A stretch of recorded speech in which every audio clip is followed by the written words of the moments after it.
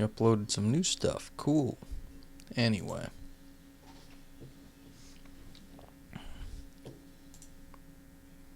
Yeah. Little background noise for me.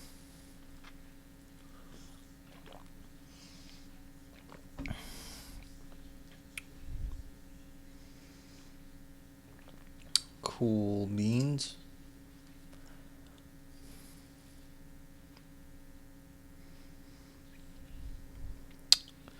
So, welcome again. It's been a few weeks for me. I had some other obligations that needed to be taken care of. You know, nothing bad, just family and other things around. Things been busy.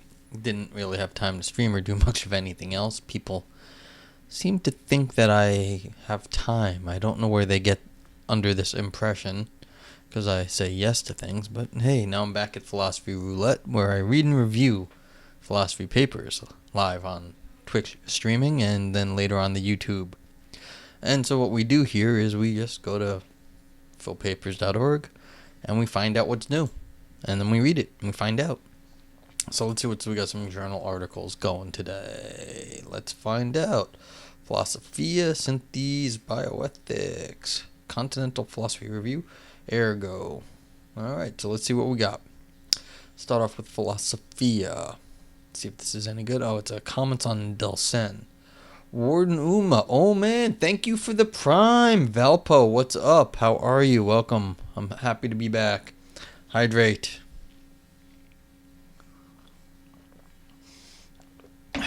Thank you. I just had some pistachios and they were salty and good, but I need the water. So if you guys have a preference on the sort of thing I should read, I can take that into account. I need to get back into doing this. I haven't done it in a while. What's a cinesemiotics? Oh hey, I was gonna read one of your papers, but I was like, I need something, like I need to have a warm up paper first. So how you doing, cinesemiotics? I'll get to your stuff in this week. I will. If you have a preference, because you sent me a few things, but I'm going to do just some random paper so I won't feel bad if I screw it up.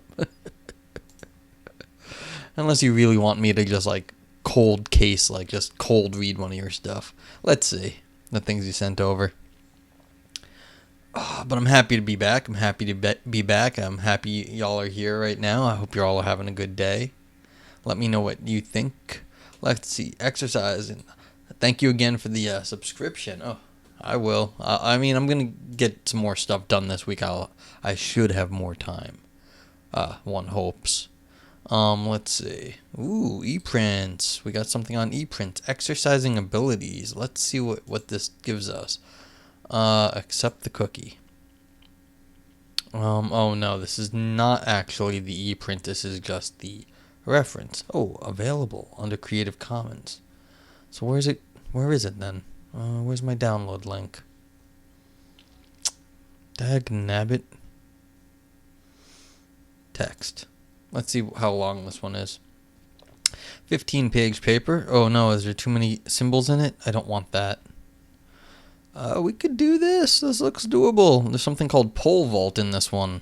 Do you guys want to talk about pole vaulting? You know, I've always found in all these philosophy papers, whenever they talk about cool things, they're not talking about it in a cool way. It's always silly. There's philosophical zombies are the worst topic ever. They're so boring. So we can do exercising abilities because that's available, which is cool. Let's see what else we got. Vertical versus horizontal. I mean, that way's vertical, this way's horizontal. What is really... yes. What is really at issue in the exclusion problem? Let's see. We got to outline 2 ways of reading what is the issue in the exclusion problem faced by non-reductive physicalism. The vertical versus horizontal argument. Well, let's just take a look at it. Who knows? And this is something old. Deflationism about truth. Oh yeah, I was gonna read that. You like that? Which one? The horizontal? All right, let's see if it's available. Hey, also on ePrints.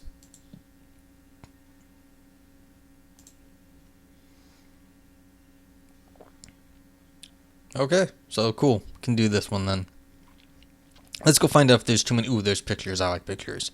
Okay, so as long as there's not a billion formulas I'm going to have to read out loud, that's just not possible to read out loud in a reasonable way. So there we go. We will do this one. So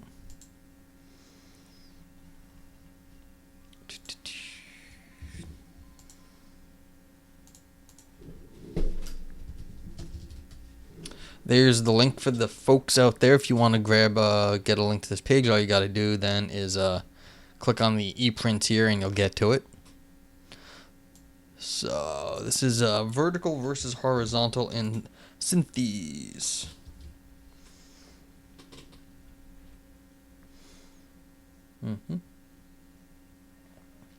So there you go. Yeah, as soon as semiotics has demonstrated, if you type !paper, the link comes back up. And it will be linked underneath the video on YouTube if you're watching this later. So, let's see.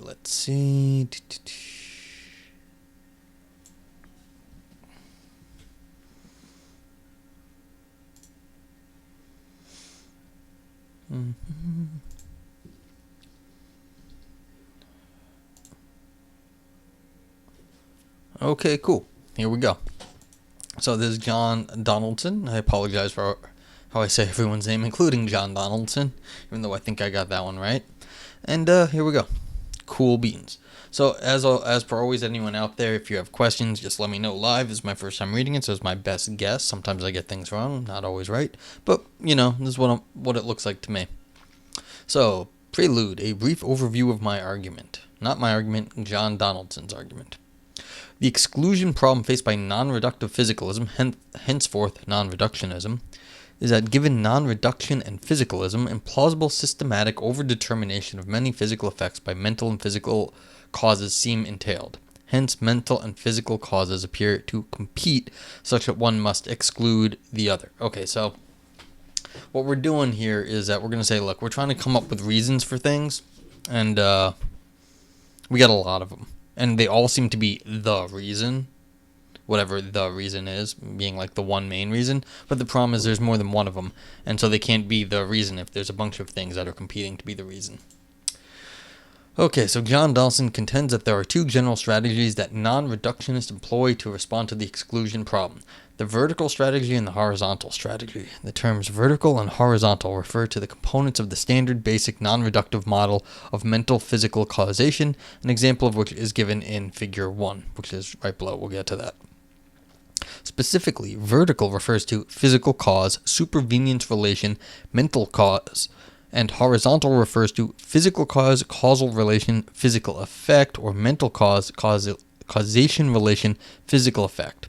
Okay, so we've got a difference between this horizontal has effects in it, and the vertical does not. It only has causes, relations, and mental causes, and this one has cause, relation, effect, cause, relation, effects. That's cause, relation, cause. Alright, so the vertical strategy is employed by those who think that the solution to the exclusion problem lies in examining the vertical parts of the non-reductive model. The standard move made by vertical strategists is to propose that a further mental physical relation R holds explains supervenience holding and ensures a relationship between mental and physical causes which is intimate enough to entail no objectionable overdetermination. The success of the vertical strategy depends on whether the claim R that actually holds is sufficiently plausible.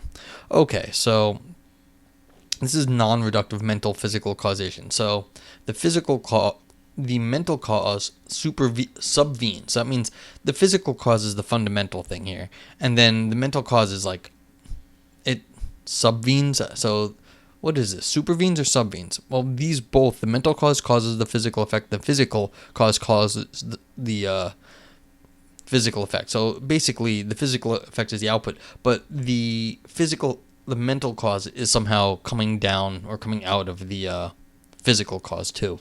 So basically, we've got a physical cause. This is like, you see the I don't know if it shows up, but like you see, this is dotted lines, or no, it's not like a bold line, so maybe it's not a real in terms of how things.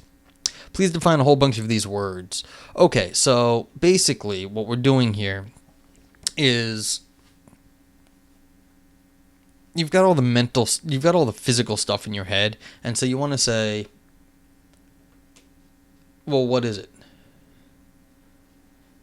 If you can supervene and subvene, can you just ever vene?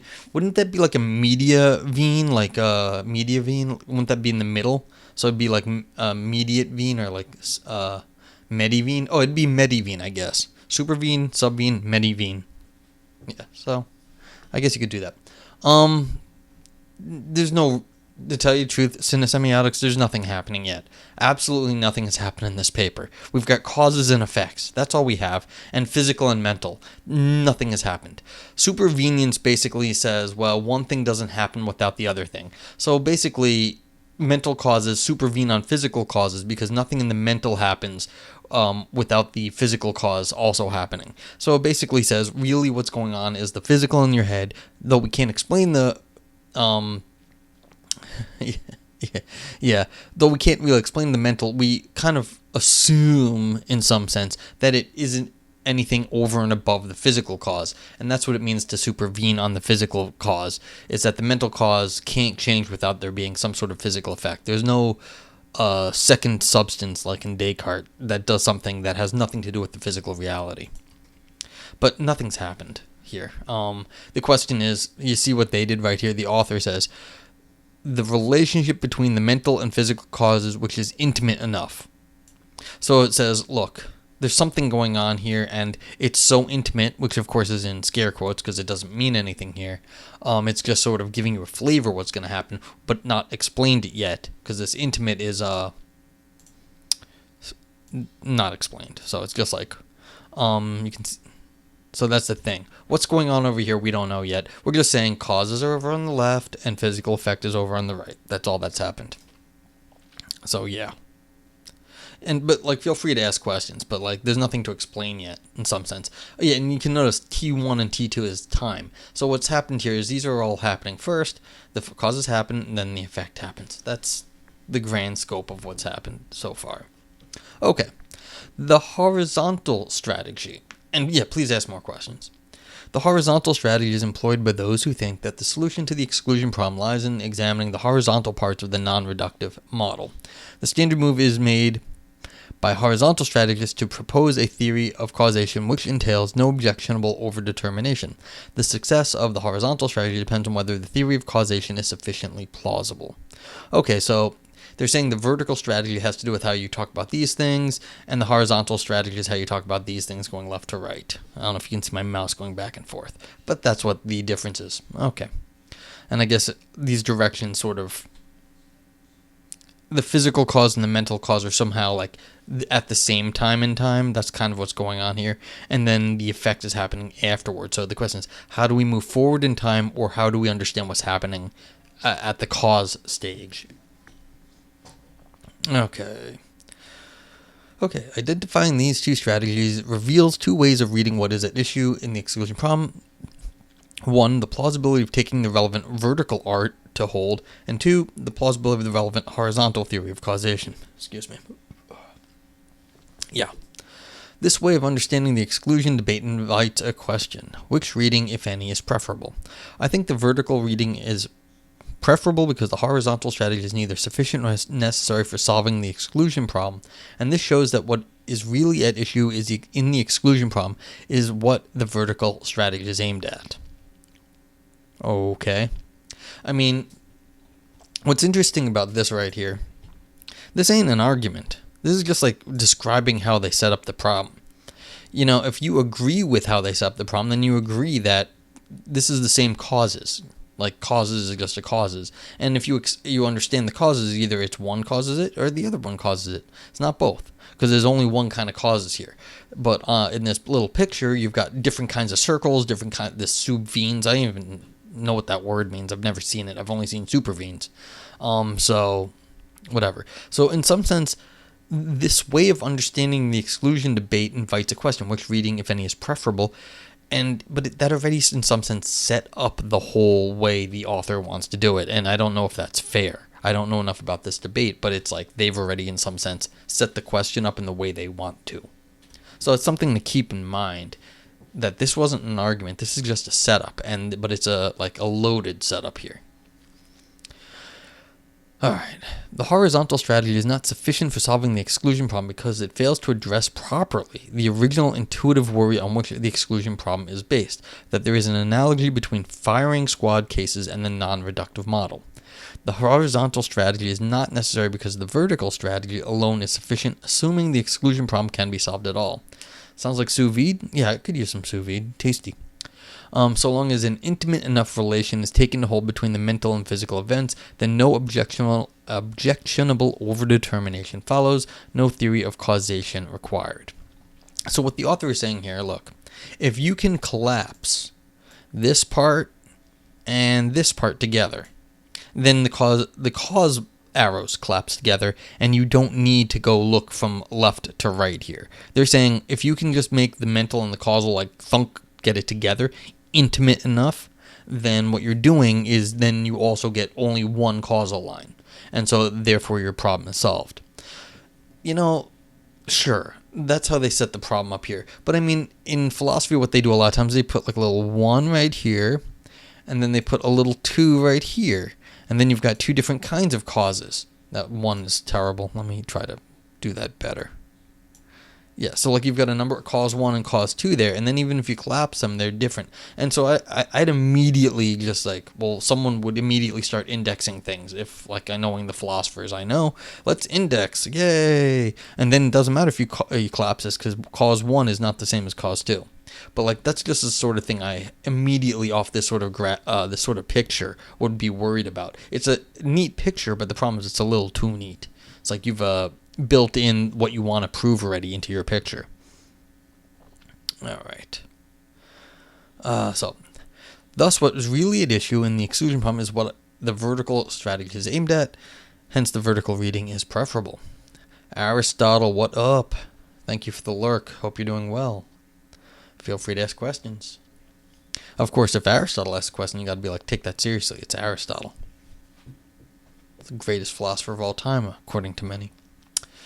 Note, throughout, I assume the version of non-reductionism which posits both property and event non-identity as well as that events... let me read this again.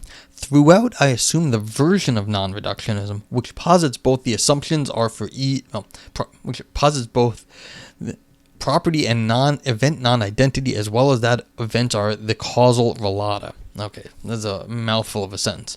These assumptions are for the ease of exposition alone. My conclusions hold mutatis mutandis given the version of non-reductionism. Yes, you got the scariest Aristotle emote.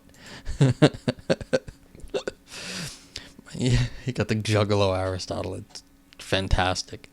My conclusions hold mutatis mutandis given the version of non-reductionism according to which only mental and physical properties are not identical, and for those who prefer to treat other entities such as properties or states of affairs as the relata or of causation, or the relata relevant to the particular kind of causal competition at issue in the exclusion problem.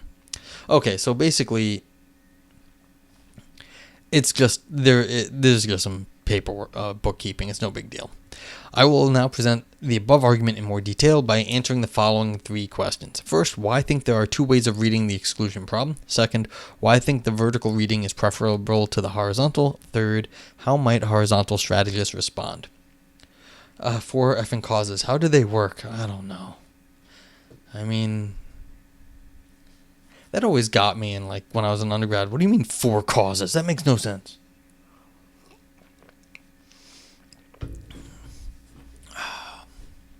Got the yeah, I mean, you got the efficient, final, material. Yeah, but the problem with this, it's not bookkeeping. This is technical terms, and like I don't care about this right here. I'm not saying I'm not fascist. I'm just saying these are just technicalities of what they're arguing up here. It's the way they're dealing with how they define. This is why it tripped me up. I didn't know what was going on. They're going over their definitions really. They assume the version of non-reductionism with posits both property and event non-identity. I'm like, what is event non-identity? But trying to set things up to make things nice. But this isn't really, I don't think there's anything baked into that that's a problem. But anyway, they're going to go over why they think the picture that they showed above, that I already took issue with, is the right picture. So why I think there are two ways of reading the exclusion problem. 1. The non-reductive model invites it. 2. Examining the literature reveals it. 3. Independent arguments entail it. Consider 1 through 3 in turn. Oh yeah, hope everyone's having a good Easter weekend. It's also the end of Passover. So, hope everyone's had a good holiday week that celebrates said holidays. Okay, to see why the non-reductive model invites the vertical-horizontal distinction, look again at figure 1, which we just looked at. Note the causation and the supervenience relation form two central parts of that model. When examining whether a model faces a particular problem, it is natural to examine its central parts. Hence, the non-reductive model invites a distinction between the vertical and horizontal, between, that is, the physical cause, supervenience relation, mental cause part, and the physical cause, causation relation, physical effect, or mental cause, causation, and physical effect part. Okay, so they're saying, look at this again. Look how they set it up. Awesome. All right, and the difference is what they're doing here actually is saying, let's break the thing up this way. So we're going to put a little line right here. So either we've got mental cause causes physical effect, physical cause causes physical effect, or then we've got either of these, and then both of them cause the physical effect. So, but yeah. But again, this is just describing what they drew up above. To see why examining the literature reveals the vertical-horizontal distinction, first note that there is a distinguishable exclusion debate tradition of examining the vertical aspects of the non-reductive model, although the tradition has not been explicitly identified in this way before. The standard move of vertical strategists is to try to explain the holding of mental physical supervenience such that objectionable overdetermination is avoided. The first vertical strategist was Yablo, who appealed to the determinate-determinable relation as that which explains the holding of mental physical supervenience such that the objectionable overdetermination is avoided. As Yablo states, if the mental stands in the determinate-determinable relation to the physical, then this is sufficient to make nonsense of the causal competition idea. I would love to be able to skip ahead, but like that was only one time when they were defining stuff. I don't know what is going to be necessary in this paper yet, synesemiotics. And I think it's going to go fast. I was looking earlier. There's a bunch of footnotes and a lot of like these references, so I don't think it's actually going to take too long to get through some of that stuff. Basically what they're saying now is if like the mental supervenes on the physical, they're basically saying there is no mental stuff, it's all just the physical stuff, then you can just ignore the top half of that equation above, and so it's just going physical cause, physical effect. That's it, and that's what they're arguing for here. They're just doing it in the standard fancy analytic way. Okay, continuing. The claim that if the mental stands in the determinate-determinable relation, we can go over that later if you guys want, to the physical, then there is no objectionable mental physical overdetermination is relatively uncontroversial. What is much more controversial is the plausibility of claiming that the mental stands in the determinate-determinable relation to the physical. And you've got all these people who said something on that. So yeah, how does the mental and the physical, that's why it's roulette. That's exactly what it is. Synesemiac, so you get to read some things, and sometimes it gets more interesting later on. At the moment, we're just seeing what's the setup is. So give the author a little bit of charity here. All right, so, and for those who followed Yablo in either appealing to the determinate-determinable relation or any other relation which were supposed to perform the same dialectical function, such as a set, subset, or constitution relations, a similar state of affairs pertains. What remains most controversial is the plausibility of claiming that the relevant relations actually hold. Okay. Yeah, it's like, well, how do we actually understand the mental and the physical? That's it. And we don't know. And you can say they have a certain, relation, and that's fine, and if they do, then you don't have the problem above. But, I mean, that's assuming that's begging the question. You basically, if you assume a certain outcome, then you don't have other problems. But you don't, how do we know that that is the correct way to view the world? Okay, this demonstrates that there is a tradition in the literature of those who pursue the vertical strategy, examining whether there are vertical relations which would entail no objectionable overdetermination, and which it is sufficiently plausible to claim actually hold between the mental and the physical. Okay, so someone said something once. Cool. Second, note that there is a distinguishable and exclusion debate tradition of examining the horizontal aspects of the non-reductive model, although the tradition has not been explicitly identified in this way before. The standard move of horizontal strategists is to propose a causal theory such that, even granting the non-identity of mental and physical causes, there is no objectionable overdetermination. There is not a single publication which has influenced the horizontal strategy in the way that Yablo's 1992 paper has influenced the vertical strategy. Nevertheless, there is a range of contributors who have focused their efforts on assessing what lights causal theorizing might shed on the exclusion problem. All these people say that. You're basically 12, but horizontal relations is funny. You have to find something fun in philosophy writing. You're not going to have fun otherwise. So I'm with you on that one, Valpo. Usually this is very dry reading. You have to get your jollies where you can. The debate involves defenses or critiques of analyses of causation, or more generally engaging with reflections on causation which aren't strictly analyses of it. Okay, so they're basically saying, look, if you can work out causation, then none of this is a problem either. Then you'll know what the cause is. So either there's only one physical cause in the vertical story, and the mental is just, fluff. That doesn't count. And then whatever the physical thing is, it's causing the physical effect. Or we really understand what causation is, and then we know what is the actual cause, and you don't have to worry about the mental and the physical because you'll know what the actual cause was. Okay. For example, Zhang has recently argued that a proportionality account of causation should be accepted and that there would be no overdetermination on a non-reductive model if so. Yeah, so if you can just go figure out what proportion of cause was where, then there's no overlap and you don't have more than one cause because you know exactly the proportion, I take it, of the causal responsibility involved. The details of his or any other account need not concern us at this juncture. Cinesemiotics, thank you for the bits. I appreciate that. The details of his or any other account need not concern us at this juncture. I outline Zhang's view below. Instead, simply note that the success of the horizontal strategy rests on whether the relevant theory of causation is sufficiently plausible. A theory of causation can be offered which might appear to solve every single problem of mental causation there has been in the history of philosophy. But if so, what really then matters is whether the relevant theory of causation should be accepted. Hence, the existence of this debate demonstrates one way of reading what is at issue in the exclusion problem, that if non-reductionism can offer a sufficiently plausible theory of causation such that objectionable overdetermination is avoided, then the problem is solved.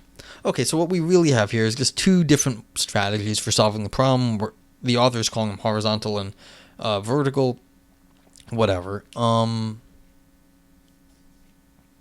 Yeah, so it demonstrates that a tradition in literature pursue the horizontal strategy, examining whether there are horizontal, that is, causal relations which entail no objectionable overdetermination and which actually hold. So if we knew exactly how causation worked, we could figure out what the sole cause was, and if we figured out exactly what a cause was, and not the causal relation, but what actually started everything, then you don't need to worry about the causal relation. You just have to know what the original thing was that set everything off.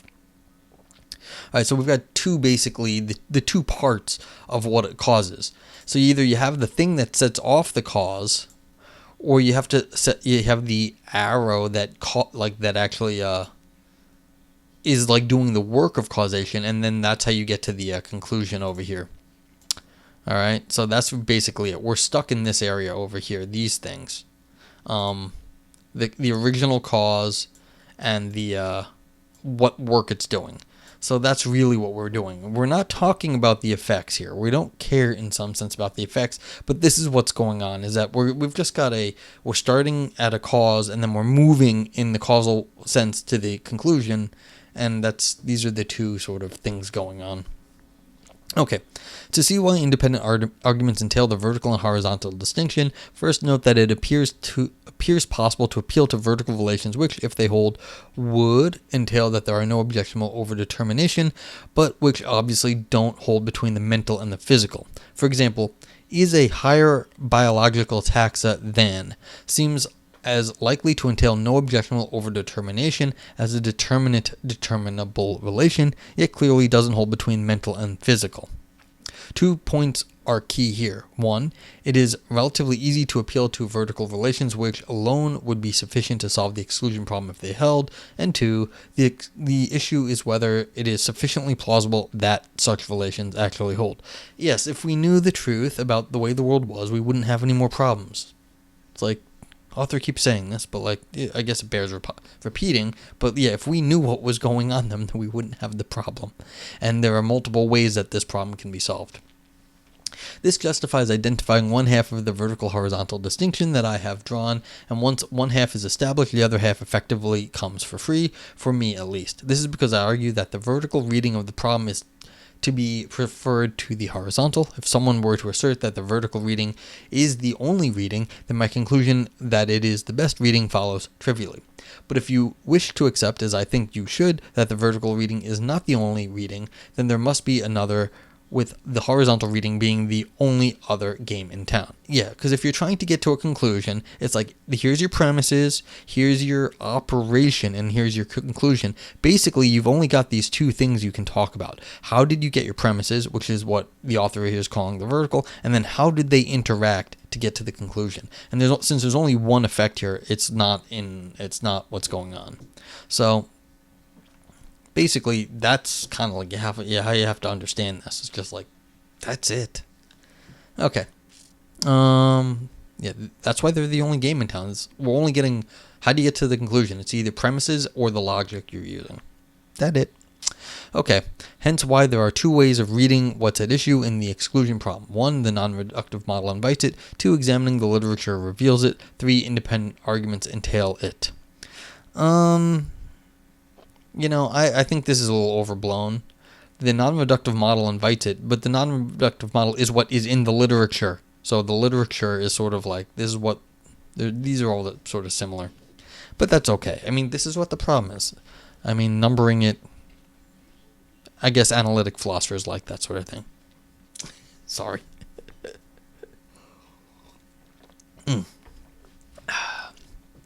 Of course, the waters are muddier than the distinction that I have drawn here might be taken to imply. Many contributors approach the exclusion problem with a mixture of horizontal and vertical strategies, although they still tend to lean more one way than the other. In such cases, the vertical-horizontal distinction can be applied to identify the relevant components of those mixed approaches, and my argument that the vertical strategy is to be preferred to the horizontal can be taken to apply to those components. Moreover, as we shall see below, it is part of my argument that the waters have been too muddy, because the vertical and horizontal readings of the exclusion problem have not been clearly distinguished. Wrong turns have been made. Okay, that's nice. I will close this section by making a few remarks about how the vertical-horizontal distinction fits with what has been the most popular general distinction for carving up the exclusion debate: compatibilism, incompatibilism. The distinction has been drawn in different ways over the years. Compare, for instance, those folks. Here's one useful way to draw it. Consider the following 4 claims. Causal efficacy. Mental events have physical effects. Non-reduction. Mental properties and events are not identical to physical properties and events. Causal closure. Every physical event has a physical cause. No overdetermination. Physical effects are not objectionably overdetermined. One is a compatibilist if one holds that the 4 claims are compatible, and incompatibilist if not. Typically, it is believed that the non-reductionist must accept causal efficacy, causal closure, and non-reduction as they are basic components of non-reductionism. And as I have framed it, no overdetermination does not appear easy to deny. Objectionable overdetermination is, after all, objectionable. Thus the challenge. Non-reductionists must accept the first 3 claims as they are part of the view, and seemingly must also accept the 4th. Hence, if one wishes to defend non-reductionism, then in the sense employed here, one must defend compatibilism. It follows that as both the vertical and horizontal strategies are attempts to defend non-reductionism, both strategies are varieties of compatibilism. The former tries to show that examining the vertical aspects of the non-reductive models demonstrates compatibilism's truth. The latter tries to show that examining the horizontal aspects of the non-reductive model demonstrates compatibilism's truth. Okay. Is there anything to say here? This is basically saying, all right, look, you can't have everything you want. You either have like the causes lead to the conclusions, and they're all the causes, and they don't reduce to anything else. But the problem is, it seems like there's too many causes at that point, and that's the no overdetermination. So you have the causes; they actually do something. That's what this efficacy is here. The causes do something. It has to do something if it's a cause. The causes, I mean, everything. If it's a cause, it does something. That's it. So it's like if it's a cause, it has an effect. There is nothing else other than the physical cause.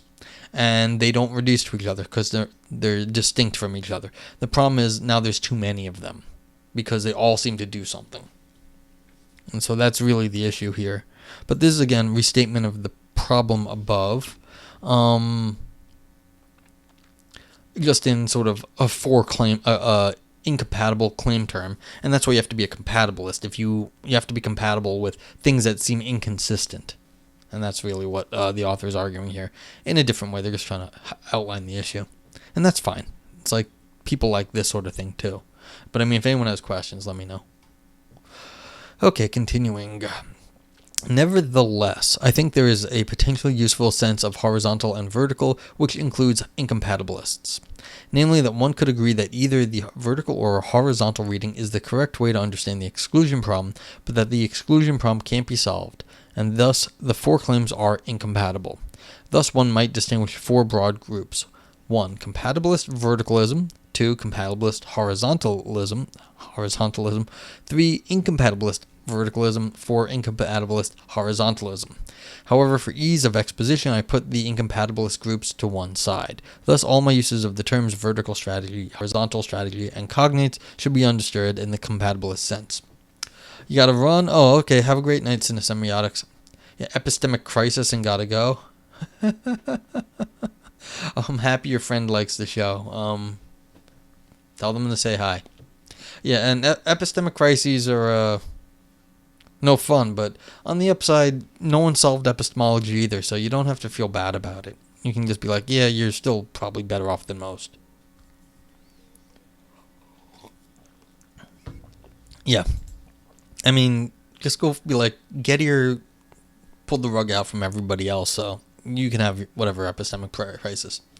Pliberius. Hello, just got here. I'll be honest, I'm very confused on what this is. Me, the paper, or just like life in general, Pliberius. Thank you for the bits again. This is a paper discussing the exclusion problem. And what they mean by the exclusion problem in this case is that overdetermination. Oh, okay, the paper. It's overdetermination of causation, basically. So for any effect, you've got like possibly mental causes, physical causes, and they're trying to be must be taken as urgent. Yeah. And so the author here is trying to, demonstrate in some sense that there's two sort of tangents. Get a doctor of semiotics. Yeah, you could go get yourself a philosophical doctor that can like take apart all your philosophical errors and lead you out of the fly bottle. Let's see, what page am I on? All right, I'm on page 8 of 16. Let me just go real back. Pliberius, take a look at this picture right here for a second. This is the picture. We've got physical effects over here on the right, and how do we get there? Is there a mental cause or physical cause? And so this is the thing. If there's mental causes and physical causes, it seems like both of them are causing the same physical effect. And so this is too many causes. All right? Too many cooks in the kitchen. How did we get the soup? Well, was it a mental cause or was it the physical cause? And what caused the soup? And so they're calling the problem of having both physical and mental causes the vertical problem. And the author is calling this the fact that a mental cause can cause a physical effect and a physical cause can cause a physical effect, the horizontal problem. And so that's kind of what the issue is here. What's the issue? That there's too many causes, or that the different kinds of causes can have the same effect? So,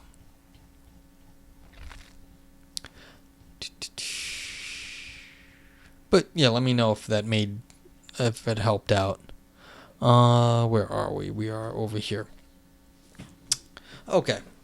And so the author here is they like to see, they prefer the vertical reading, which is basically saying, look, if we can figure out the mental and the physical, then it's only one thing that will cause the effect, and then therefore there is not too many causes anymore. Okay, well, I think the vertical reading is preferable to the horizontal. Who the hell knows? Mark Gainsby, you need to clean your room, bucko. Yeah, this ain't my room. This is being used as storage at the moment, and that's kind of the reason why I wasn't streaming, because there was work being done in the house, and this room was full, and I couldn't even get in here, and then people were visiting, and more stuff got put in here. And so, yeah, I'm sorry about the mess. But yes, you are very observant. Answer A. The horizontal strategy is not sufficient for solving the exclusion problem because it fails to properly address the intuition on which the problem is based. B. The horizontal strategy is not necessary for solving the exclusion problem because the vertical strategy alone is sufficient. And given A and B, this demonstrates that what really is at issue in the exclusion problem is what the vertical strategy is aimed at. Hence, the vertical reading is preferable. Consider A and B in turn. A. Why the horizontal strategy is not sufficient. To see why the horizontal strategy is not sufficient for solving the exclusion problem, first note the intuition on which the exclusion problem is based, that the existence of systematic firing squad type overdetermination is highly implausible, and there is an analogy between the non-reductive model of mental physical causation and systematic firing squad type overdetermination. Mark Gainsby says, you're going to be sealed in the room like that Edgar Allan Poe short story, The Cask of Amontillado. Yeah, and you know what the sad part was? I don't even think there was any Cask of Amontillado. That was just like the story the guy used to lead them on, and they got walled in. I mean, at least should have walled them in with some good, liquor. I hope not. I mean, there's actually, the chair is big, and I don't know if you can see, but, there's actually, yeah, you can see there's a good path out, though. It's not that bad at the moment. It took a little while to clean up. This is the clean version, as it was. Yes, exactly. And I'm a regular-sized human, so I can make it out for now. Yeah, I mean, if you see people, starting to pile things behind me, please let me know. I'd appreciate that. All right, and so the firing squad intuition is that if a lot of people shoot a gun at a person in a firing squad style, you don't know who actually killed them. They all, in some sense, killed them. But they're just straight up saying this is unusual. Says this just doesn't make sense, this one. It's a highly implausible. Okay, so let's see why. The literature is full of appeals to this intuition in both defenses and critiques of non-reductionism. Recent prominent examples include all of these folks. Here are two representative instances from that list. The rationale behind the exclusion problem is that cases where behavioral events have simultaneous mental and physical causes would be similar to prototypical cases of overdetermination, such as deaths by firing squads. Non-reductionists cannot claim that systematic overdetermination of everyday firing squad is perfectly fine. Okay. Author says, I don't make any far-reaching claims here about exactly how much weight the firing squad intuition should be given, but my arguments are framed on the assumption that the intuition has sufficient weight to warrant the existence of the exclusion debate. All published participants in the debate seem to accept this assumption. Even those who have argued that the firing squad intuition should be rejected can reasonably be credited with holding the intuition has enough weight to require publication standard arguments in order to be rejected. What? You're claiming that the garbage philosophy that gets published is a reason to say the argument is good? I'm just a little insulted by that. A lot of crap gets published. Some of it's very good. Some of it is not very good. The fact that it got published only means you convinced an editor and some reviewers. That's definitely worth something, but I wouldn't appeal to that in any, there's fads in philosophy too. A lot of stuff gets published for a little while and then maybe you never hear about it again. So the fact that people talk about firing squads and it got published once doesn't make, I just find that a little bit funny. I mean, I'm not even saying it's a bad thing to talk about. I'm just saying I don't like this argumentation style that you're appealing to publication standards. Really? I didn't know. Well, where was it published? Was it published in your like college, like undergrad journal? I mean, clearly it wasn't. It was published in like, these are all like good authors, but like I just don't. I mean, you can just say, look, a lot of really smart people did it, but the fact that it got published is like, it's like, okay. So I find that funny. As I was saying to Valpo earlier, you gotta find something interesting in reading dry philosophy. Yeah. Firing. All right. I mean, the firing squad is basically saying you don't know who killed it. Like, all the bullets killed the person. It's like, yeah, okay. I mean, it seems much more. I mean, is it really just is it an ontological problem that a bullet killed someone, or did all the bullets kill someone, or is it just an epistemic problem that we don't know which bullet killed a person? I don't know enough about the literature that it just seems like an epistemic issue. But I mean, that again begs the question here if that's what we're saying. Yeah. Anywho, continuing. I do not make the claim that the exclusion debate operates under the assumption that any solution to the exclusion problem must properly address the firing squad intuition. What does properly address the intuition require? Answer. The non-reductionists need to break the firing squad non-reductive causation analogy. Their opponents need to show that such an analogy breaking efforts fail. The question then is, can the horizontal strategy break the analogy? My contention is that, in virtue of the general nature of the strategy, it cannot. Okay, so you can't get out of this by the horizontal one. Why not? Okay, in order to establish this contention, I will do two things. First, I will make clear what breaking the analogy requires. Second, I will show why the horizontal strategy cannot meet those analogy breaking requirements. To see what the breaking analogy requires, consider two key parts of the analogy. On the one hand, there is the implausibility of positing systematic firing squad over determination. A specific version of the posit will be helpful. Suppose that every time there is a killing by shooting, there must be another shooting, that both shootings are sufficient for the death of the person killed. Any model of shooter killings which incorporate this supposition would be prima facie implausible. Let's call such a model of the two shootings model. Alright, so it's saying that, look, anytime one person gets shot, they're getting shot two times, but both bullets would be sufficient to kill the person. So whoever is getting shot, they're always getting shot by two people, and both bullets are kill shots. Okay. On the other hand, of course that's implausible. Shooting. But whatever. But this is by supposition, so who cares if it's implausible? You just supposed it. It doesn't matter if it's implausible. Whatever. On the other hand, there is the purported similarity between the two shootings model and the model of non-reductive mental physical causation. A key question: which features of the two shootings model must have corresponding features in the non-reductive model in order for the analogy to work against the non-reductionism? Answer: those features which make the two shootings model implausible. Why? Thus, to break the analogy, it must be shown that the non-reductive model does not possess features which correspond to the implausible features of the two shootings model. This shows us how to assess any analogy-breaking strategy. We can try out the strategy to see if it succeeds in making the two shootings model any more plausible. If the horizontal strategy cannot remove the implausible features of the two shootings model, then this will demonstrate that it cannot remove the corresponding implausible features of the non-reductive model.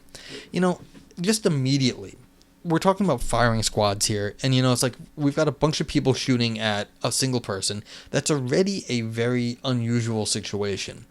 The other part of this is the mental causation, which you could also argue is a reasonably unusual situation. The fact that these two things don't exactly correspond in implausible ways, I mean, you'd have to actually have a very strong reason to say that the mental causation is just like like a firing squad, because maybe mental causation is special. I mean, that might be the whole point of the matter, that something special is going on there.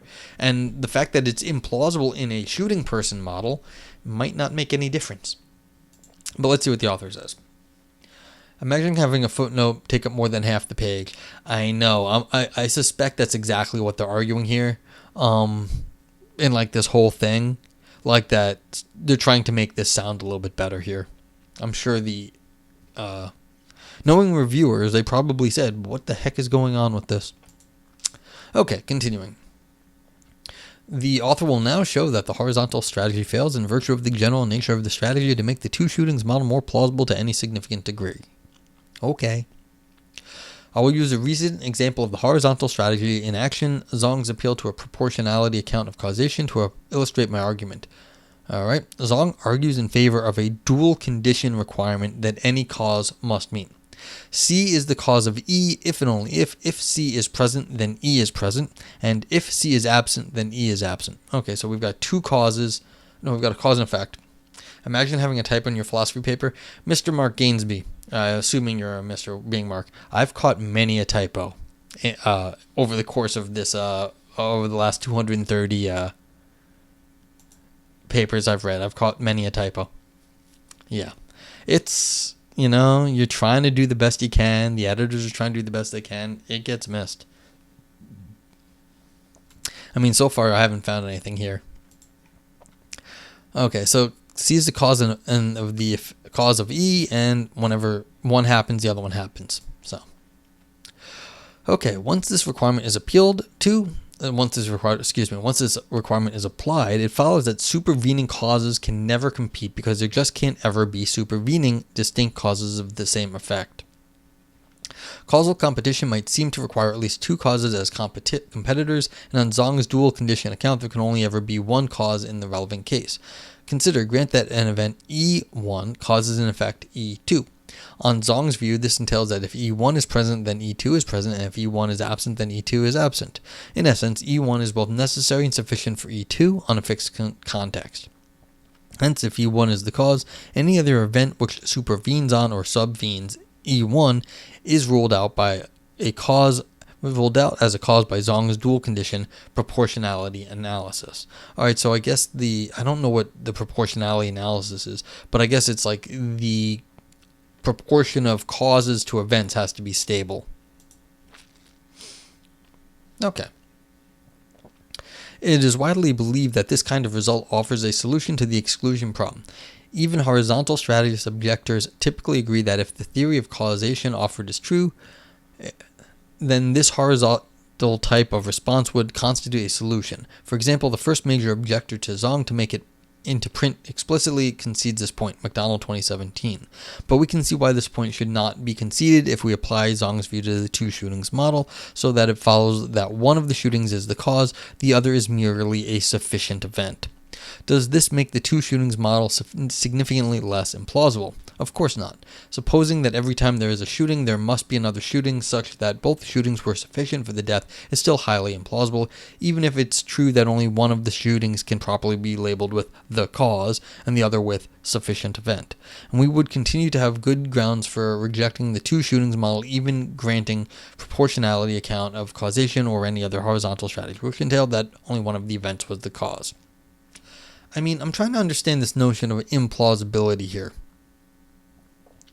So it's highly implausible that for every time someone is shot, there is a second person shooting the person that would have killed them also. Yes. But again, why? The implausibility there is one of history. It's a historical thing. Usually when someone gets shot, they're not getting shot twice. I mean, it's a historical contingent issue. I'm not sure that you can appeal to historical contingency when you're talking about mental causation. Every time we could say that there was an event due to someone thinking about something and doing it, there was mental causation at that point, and also physical causation. So that always seems to correlate that someone had an intention and did something. So what is the sense of implausibility when it comes to mental causation here? Is this published? This is published in Synthes. We can flip back to the webpage. This is here. This is published in Synthes. This has just come out in the year 2021. Of course, this may have been written well before. I don't know. This is the e-prints. Let me see if we can get to the show you what we're looking at. So yeah, here we go. Open access, vertical versus horizontal. There we are. And this is the official webpage. So yeah.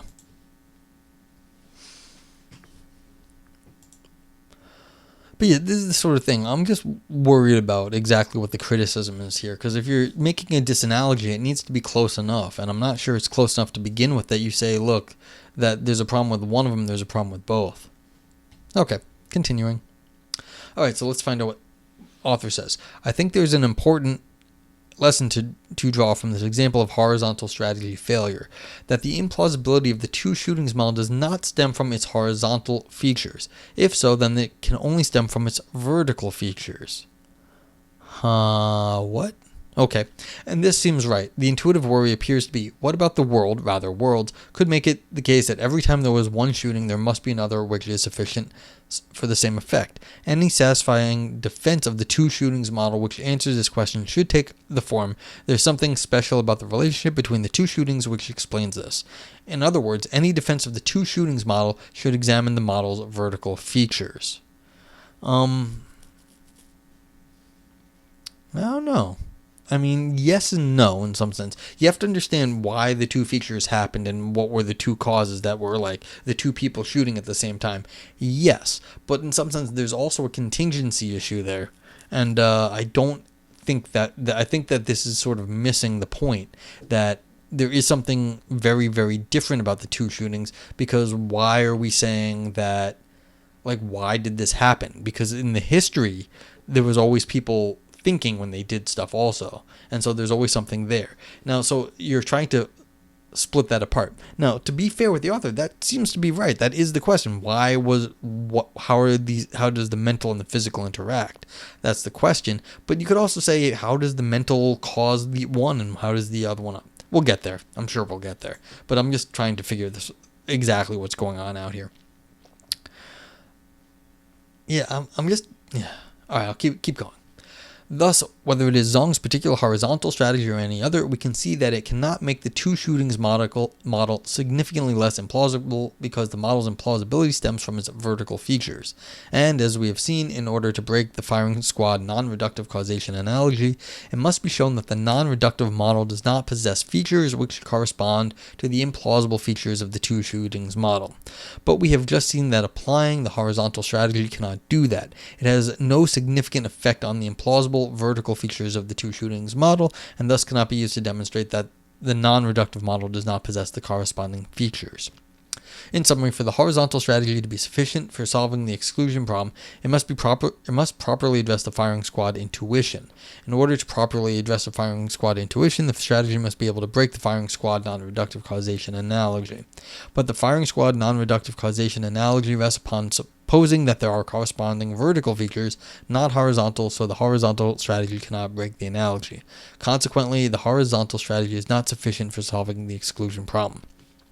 Yeah, so I still worry that the forcing people into looking at the firing squad problem is the wrong thing to look at. It's too far away from the original problem. But that's basically it. So I guess if you are in this camp that you think this is what's going on, then yes, you do have to answer that. But as I've said before, these people are very smart. You have to get them early. And so you shouldn't be accepting what the author says at this point. Like, you'd have to go back up in the paper and prevent them from even getting to this point if you want to resist this conclusion. I think the author said they're going to get to how a horizontal person would resist this, and I bet that's what they're going to say, because I think the author knows what's coming here. All right, B. Why the horizontal strategy is not necessary. And yeah, like, a bunch of people are here now. Please feel free to ask questions. I'm just reading this first time. Basically, this is trying to figure out how mental causation works. Is it mental causation the same as physical causation, or is it there different kinds of causations going on? And that the horizontal is multiple causations versus only multiple sources of causation, the mental or the physical. Okay. Why the horizontal strategy is not necessary. So it's saying why multiple causations is not necessary. So to see why the horizontal strategy is not necessary for solving the exclusion problem, we need only to see that the vertical strategy is sufficient, assuming the exclusion problem can be solved at all, because it properly addresses the firing squad intuition. Consider again the two shootings model, so two people shooting one person. Now apply a vertical strategy to it. Grant that the shootings stand in the determinable relation to one another. This makes significant headway against the implausibility of the model. We are no longer faced with a mysterious pattern of systematically aligned shootings. Instead, we have an explanation of the relation between the two shootings that makes sense of their systematic alignment, that vitiates any appearance of competition and threat of exclusion. It is as if, when presenting the two shootings model to an incredulous audience, a proponent of the model had said, "But of course, by two shootings, I mean, strictly speaking, there are two events that the first is a determinable of the second. There is the shooting event and the shooting by a event, but the latter is just a determinate of the former." So basically, we have a determinate and a determinable. So the one that causes the death is like the important one, but then you've got this other ones, but you're still saying there's two shootings, but even though one of them is really the important one.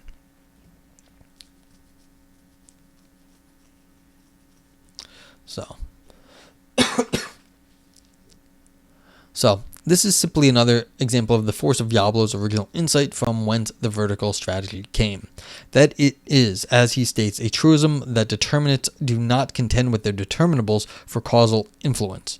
And as subsequent vertical strategists have demonstrated, other relations such as set, subset, or constitution seem to perform the same dialectical function, ensuring an intimate enough relation such that any two entities which stand in it to one another cannot plausibly be taken to causally compete. Thus, if one's intention is to break the firing squad non-reductive mental-physical causation analogy, then the vertical strategy looks to be sufficient. If the vertical strategy is sufficient, then the horizontal strategy is not necessary.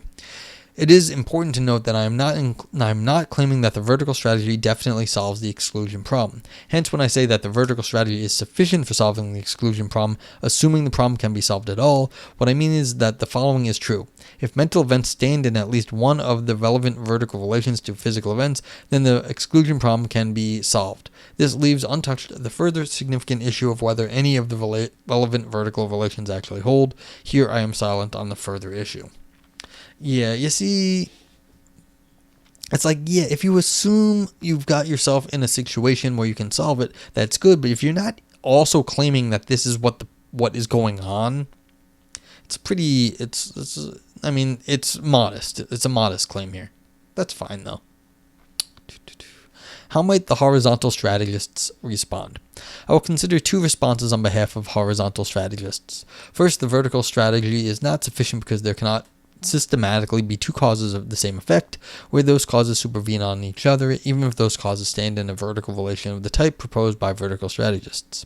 Second, relatedly, that breaking the firing squad non-reductive causation analogy is not what solving the exclusion problem requires. So this is what I was saying. Just get rid of that problem, and then the first one is just saying, well, you can't do what you said you did. Alright, so, and we're almost done, so see if we get this done soon. We've been going for about an hour. And yeah, again, let me know if you guys got questions out there. Happy to try to answer them. I believe that a significant part of what motivates horizontal strategists, particularly those horizontal strategists whose contributions to the debate, is there a link to this document? Type !paper. The link will come up to here. This, and you can just click on the I think if you just click here you get here, and that's it. There you go.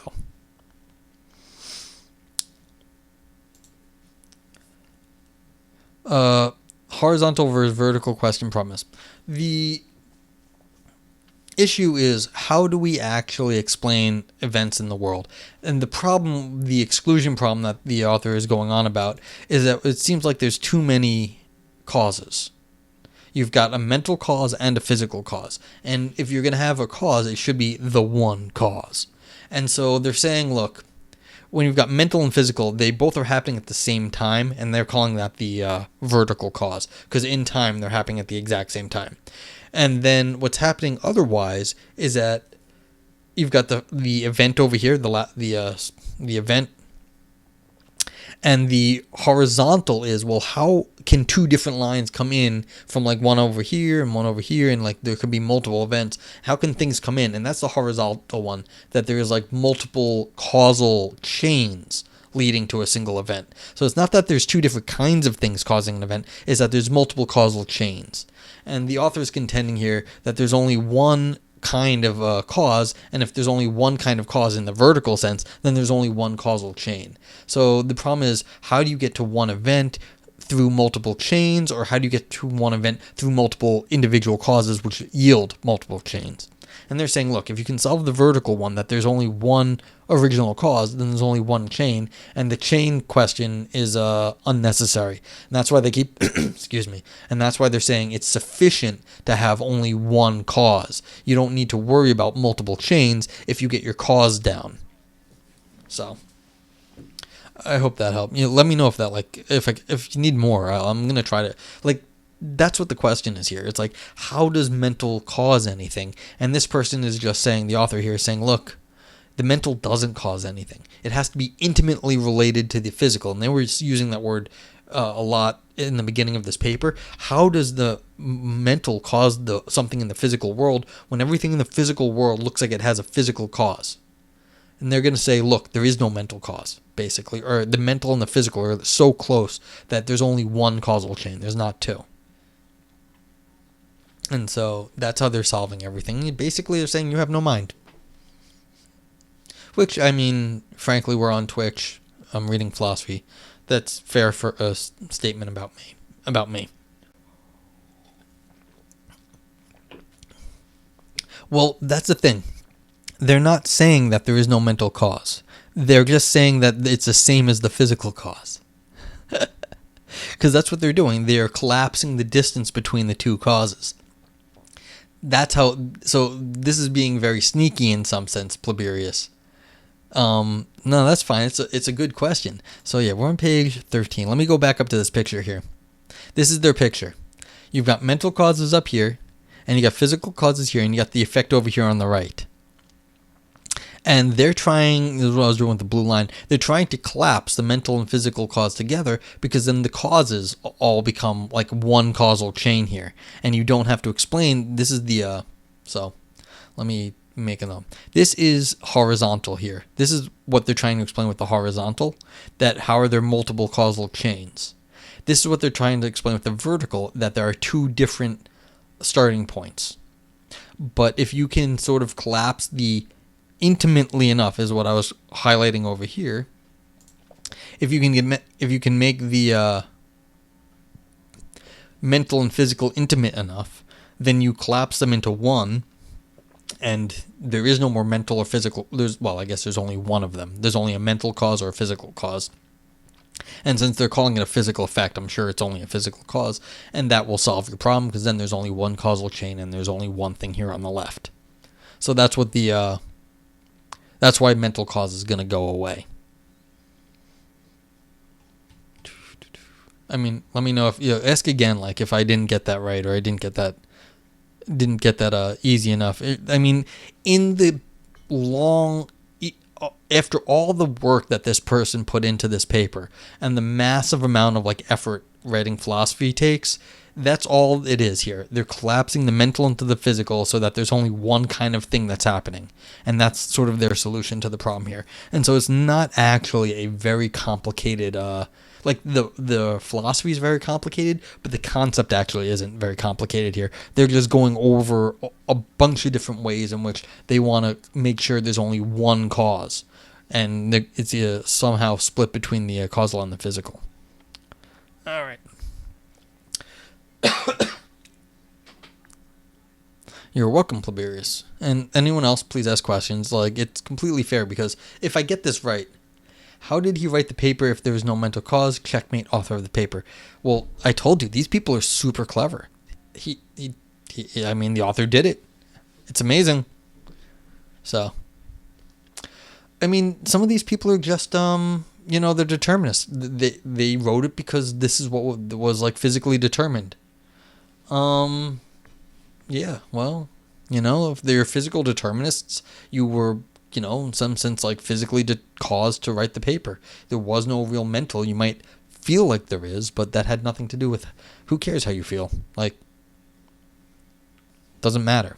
I don't know if that's how they feel. For all I know, this person is going the complete opposite direction. They're going to say there is no physical, which would be kind of impressive. I'd find that very entertaining if they went for the opposite thing. There is no physical, there's only mental causation. I'd love to have seen an argument like that, but I don't think that's what's going to happen right here.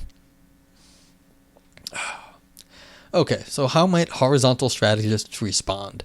I will consider two responses on behalf of horizontal strategists. First, that the vertical strategies, I read this, not sufficient because there cannot systematically be two causes of the same effect, where those causes supervene on each other, even if those causes stand in a vertical relation of the type proposed by vertical strategists. So this is just denying the vertical peoples. And second, relatedly, that breaking the firing squad non-reductive causation analogy is not what solving the exclusion problem requires. Okay. I believe that a significant part of what motivates horizontal strategists, that's where I was, where was I?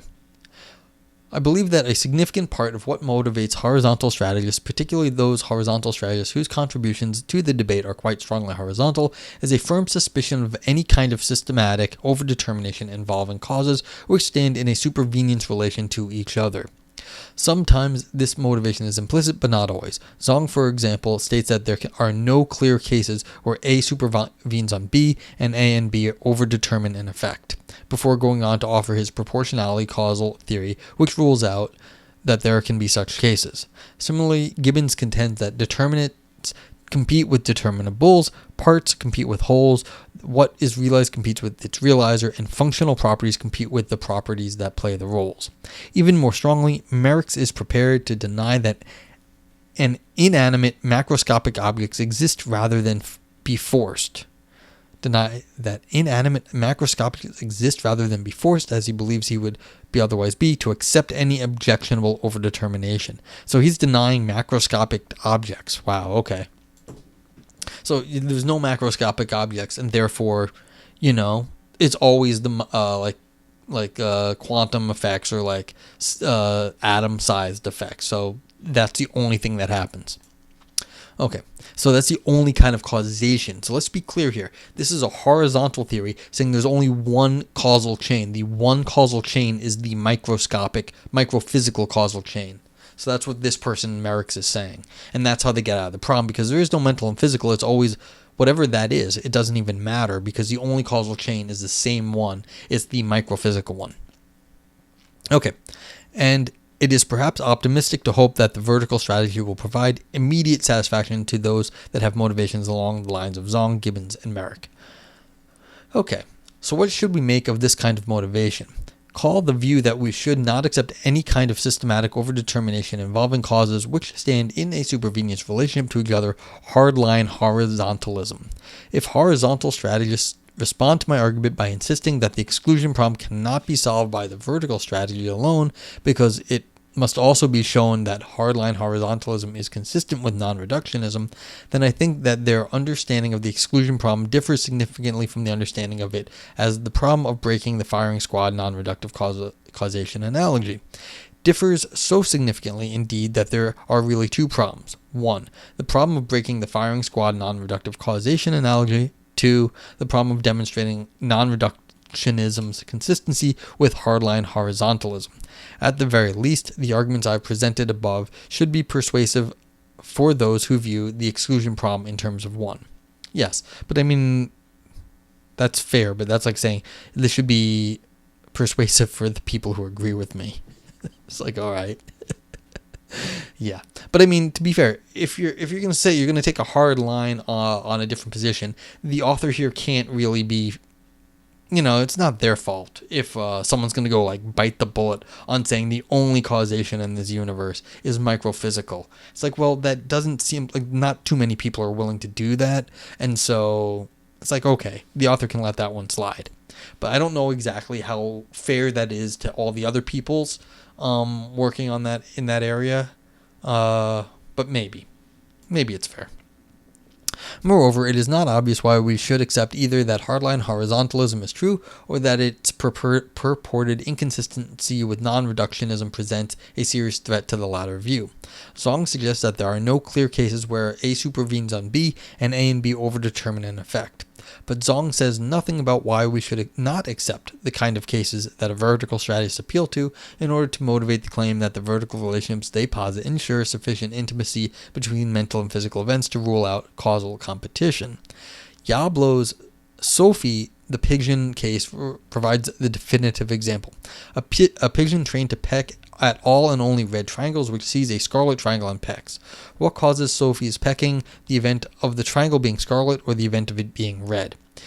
If we accept, as I think we should, Yablo's claim that it is a truism that determinants do not causally compete with determinables, then this is an example of A, the red event supervenes on B, the scarlet event, and where A and B are both sufficient events for, that is, overdetermines an effect. Pecking. To my eye, it is a clear case, and I think the burden is on those who want to argue that it is not.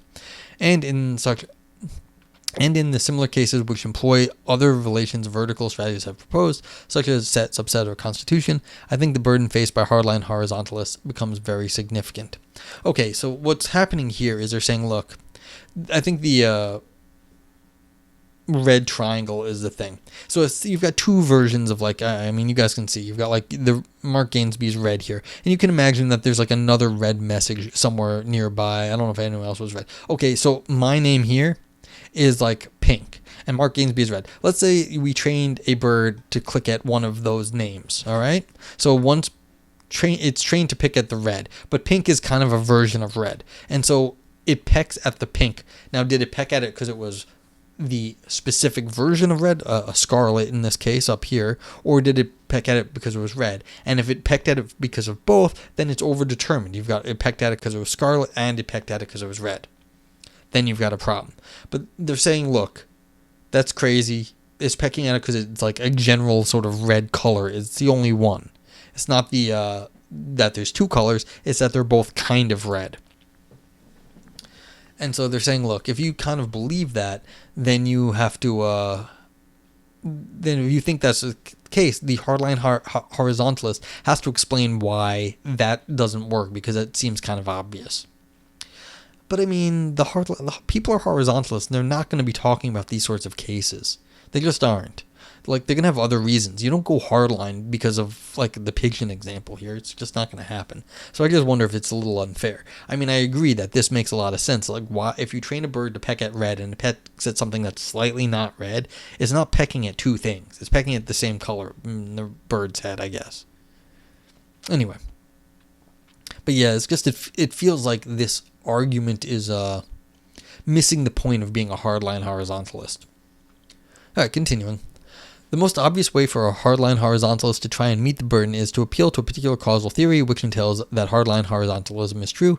Yeah, that's what I was saying. I agree with the author here. And presents arguments in support of that causal theory. But I cannot pretend that I am overwhelmed by the motivation for that approach. If one's intuition is that it cannot possibly be the case that determinants and the relevant determinables could unobjectionably overdetermine effects, then fair enough.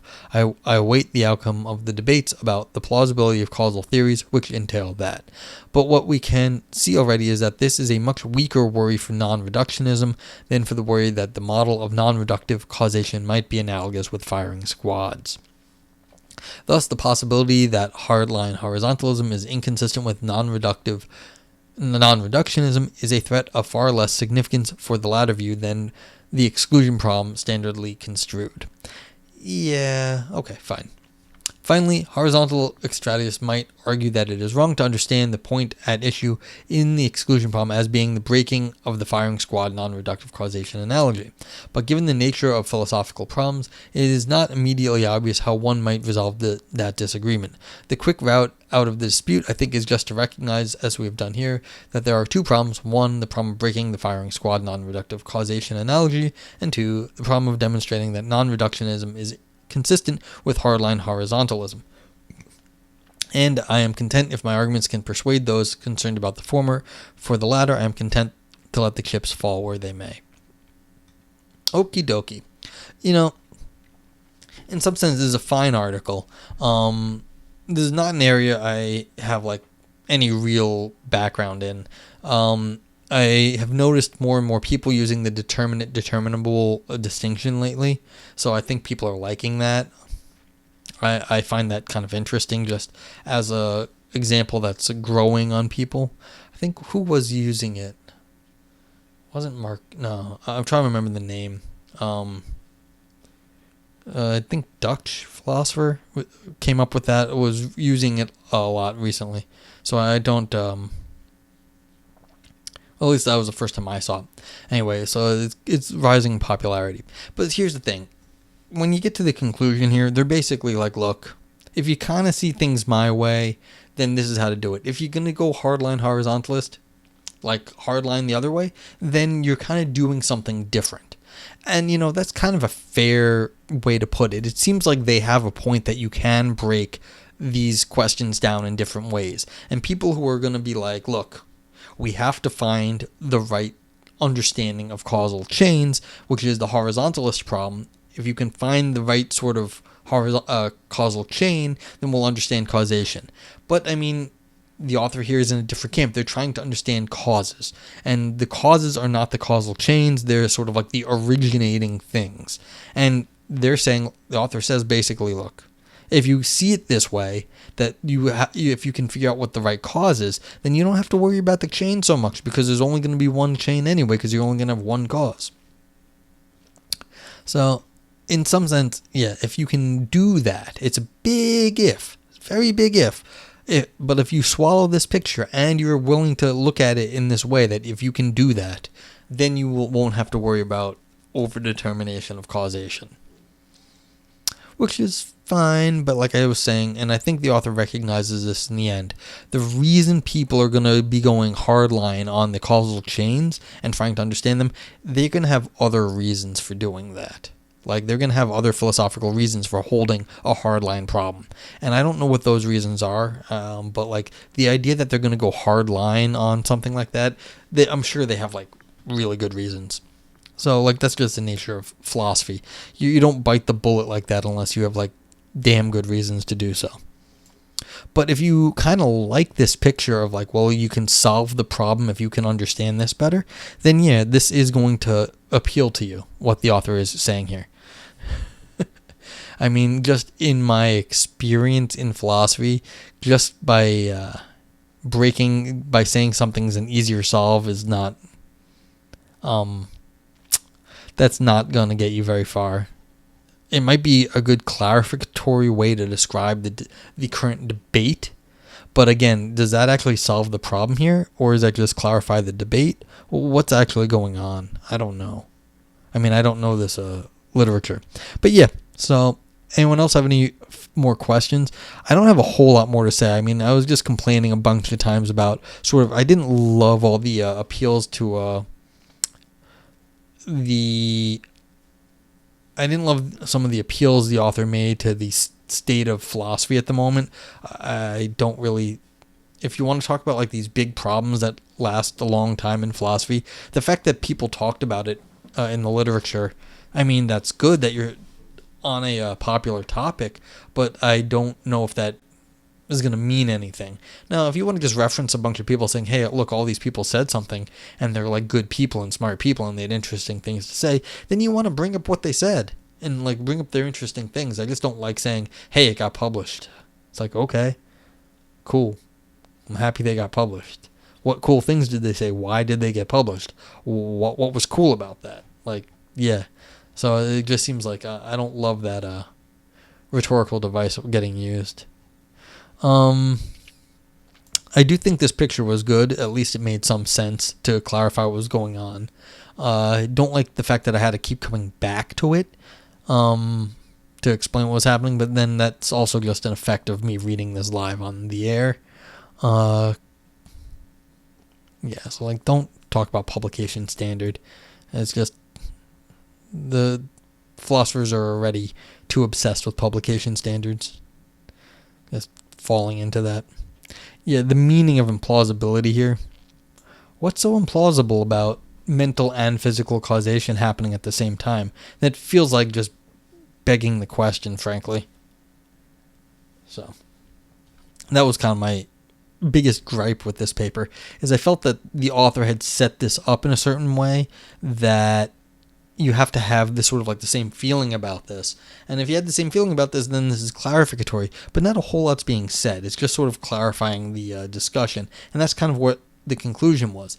But again, if you don't have, like me, I have no intuition here. So I'm just like, well, sure, author, but so what? Like, you haven't actually argued that this is how the world is. They just argued that this is how people have been arguing. All right. But cool. Like, for the most part, these are, what people argue about is what people think is the case. So that's fine. And I shouldn't be cranky about that. Okay, so happy to get back to streaming. It's been weeks, almost maybe a month for me. And I'm sorry I've been out. I'm going to read had some requests. I do take requests. So if you want to send me something to read, there's a good chance I'll do it. I just ask that it's on the shorter side, because this is 16 pages is getting to the limit of what I like to read. And it took me almost an hour and a half to do it. So, and I do die after a little while. But I'm happy to read stuff like around this length and less. So, have a great night, everybody. Yeah. And let me know, and I'll be back with you soon.